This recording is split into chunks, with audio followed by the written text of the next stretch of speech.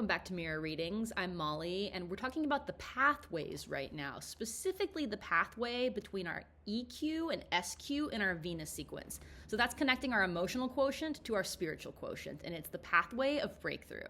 Richard Rudd tells us that we can develop spiritually through meditation or love, but inevitably these two paths always lead to each other. Because if we take the path of love, we're gonna need a break, we're gonna need to be in our own energy, and that's gonna take us back to meditation. But if we choose meditation as the path through which we evolve, it inevitably brings us into love, because ultimately we realize that we can't just meditate our way to enjoying the human experience. Eventually we gotta get out there and get some action in this life. Quick caveat, because there is one aspect of this pathway that I don't love, which is the emphasis on monogamy. So in this book, in the pathway that we're talking about, which is again connecting our EQ to our SQ, it talks a lot about making our primary relationship the most important thing.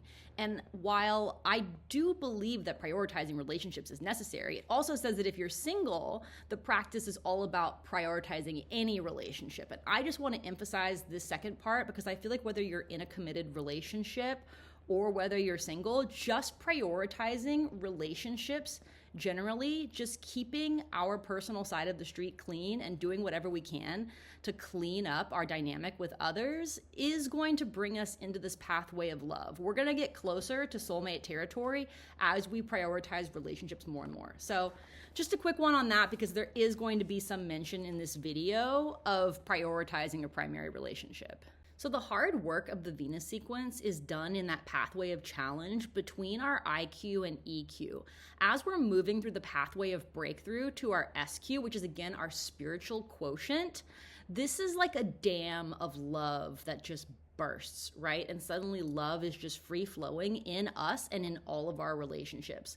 Once we're able to get our intellectual and emotional defenses down in that pathway of challenge between the IQ and EQ, all of a sudden, all this love we've been holding back that our defenses have been keeping in is set free.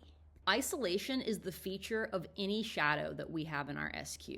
So I have the 21st shadow of control there, okay? So it's Gene Key 21, shadow of control, the gift of authority in the city of valor. But when I'm trying to control, like usually trying to control an interaction, control who has access to me so I can protect myself, I'm blocking love. I'm isolating myself, and I'm so guilty of it. Stop yelling at me, Richard Rudd.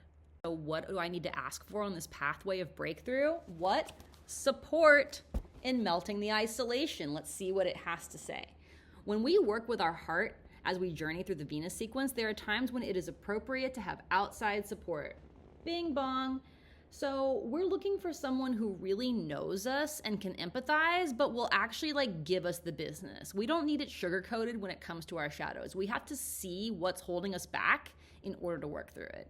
And this core sacred wound can keep us isolated either by keeping other people away or by keeping ourselves so distracted that we're never really available for true intimacy.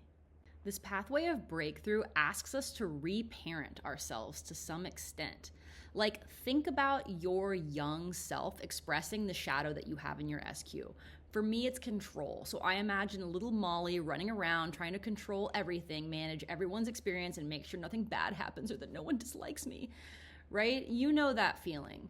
So I have to look at that control drama when I'm running it as an adult and see myself as a little kid and open up my heart to myself, pick my little self up metaphorically, and hold her close. Tell her it's all gonna be okay and she doesn't have to control everything.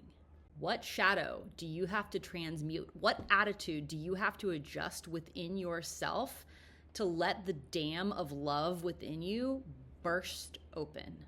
All right? And this bursting, it can happen again and again. It's not just the once, but usually there's one big one, all right, some big breakthrough that just sets us free, and all of a sudden we are permanently more loving than we were before. And then we just build on that, right? Another burst, another breakthrough. This pathway of breakthrough, it goes round and round in the best possible way, of course. By the way, that core sacred wound of isolation that shows up in the SQ, again, it's in all of our SQ shadows. That's just a product of being in human form, right? If we're a soul having a human experience, like we're way far away from home. We're way down here in this super dense realm. And like, I don't know about you, but sometimes I wake up here on earth and I'm like, what the fuck am I fucking doing here? Right? That's the isolation, that's the loneliness that the shadow of our SQ will hold in place until we're able to access that gift. And again, for me, it's authority. I need to step into my authority spiritually in order for that love to flow. So thank you for being here on my channel and being part of it. I'm Molly, you're watching Mirror Readings, and if you'd like to get a Gene Keys reading from me, please visit my website, mirrorreadings.com. Subscribe to this channel to save 15% on all my offerings.